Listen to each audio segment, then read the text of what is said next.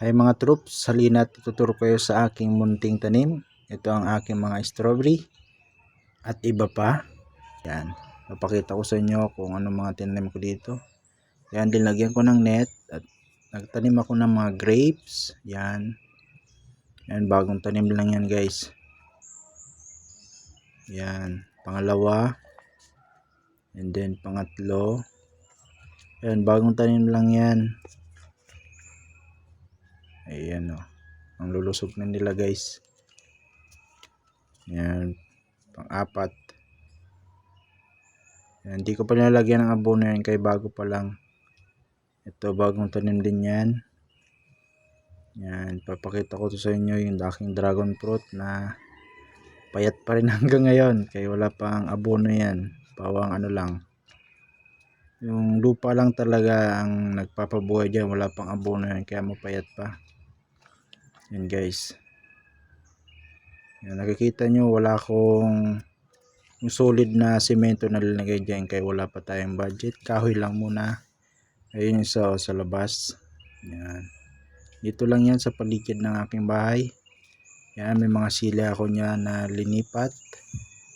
Ito, may dragon fruit pa ako dito. Yan. Ito, mulberry yan. Yan, bagong tubo lang yan. Yan. Ito, may talong ako dito. Pet pa rin. Ito, may kalabasa. Yan. Sari-sari yung tanim ko dito guys. Mga bagong tanim lang yan. Ayan. Nilagyan ko siya ng pala-pala para dyan kumapit. Okay. Dito. Punta tayo dito. Meron ditong kiat-kiat. Ayan. Ayan. Bagong tanim din dyan. Ito malunggay. Ito may dragon fruit pa rin dyan. No? Hindi pa nabubuhay. Ayan din. Ayan din. Ayun o. Mulberry. Ayan mataas na. Medyo malaki-laki na yan. Ilang buwan na yan eh. Ayan. Mataas na yan. I hope na sana mamunga agad. Ayan. Okay. Dito pa. Meron pa dito akong tinanim na rambutan. Ayan o. Bagong tanim din yan. Ito. Ito yung aking malunggay na uubos ng mga manok. Kinakain niya ng manok. Ito. Linagay ko sa paso ang aking pangalawang rambutan. Ayan. Ang ganda ng dahon na guys. Wala pang abono yan. Itong mga sili na to. Linipat ko lang yan. Hindi yan talaga nakatanim dyan. Linipat ko lang yan. Ayan. Kaya mga payat pa sila. Ayan nga. May nalanta pa dun sa gilid. Ito pa yung iba. Ito yung dragon fruit ko na pinakita kanina. Ayan. Ayan. Napakasarap din tingnan sa umaga kapag ganyan no.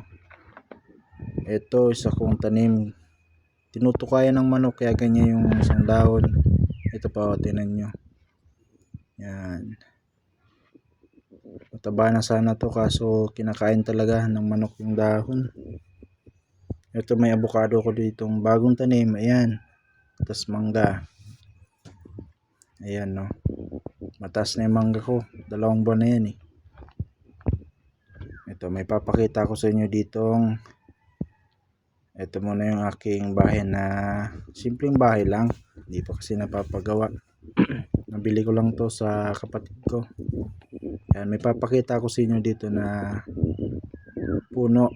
Ay hindi siya puno, baging pala. Kung alam nyo to, comment nyo naman kung ano to. Ito may melon ako ditong seedling. Ayan, may dragon fruit ng katabihan. Ito yung sabi ko sa inyo, itong baging na to. Yung baging na yan, comment nyo kung ano tawag sa inyo yan ganyan. Ayan o, ayan. Ayan. Ayan. Mga 2 buwan na yan. Ayan, pinakapit ko siya sa net na malawak. Ayan o. Bumubunga siya guys ng bilog. Kulay green yung bunga niyan. Tapos pag hinog, yellow na. Maasim siya guys. Masarap yan. Yan o. Yan. Sinsya na at makalat dito sa bahay ko guys. Ayan yung pangalawang puno niya. Ayan o. Nagsitaasa na sila. Ayan. Papakapit ko lang yan sa net para silbing lilong din. Tinan nyo. Ayan guys. May dragon fruit pa rin ako dito guys. Ayan o. Tapos may katabi pa rin siya. Ang tawag dito sa amin ng ano na yan, baging na yan, merenda.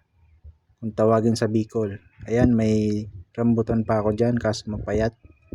Sa lilim kasi. Yan. Okay. Balikan natin guys. Ito. Basta ganyan yung dahon niya. Comment nyo naman sa baba kung anong tawag sa inyo. Papakita ko ulit sa inyo kanina. Ayan. Yan ang aking garden. Okay. Dinidiligan ko pa lang yan. Salamat sa panonood. Thanks for watching. God bless and goodbye.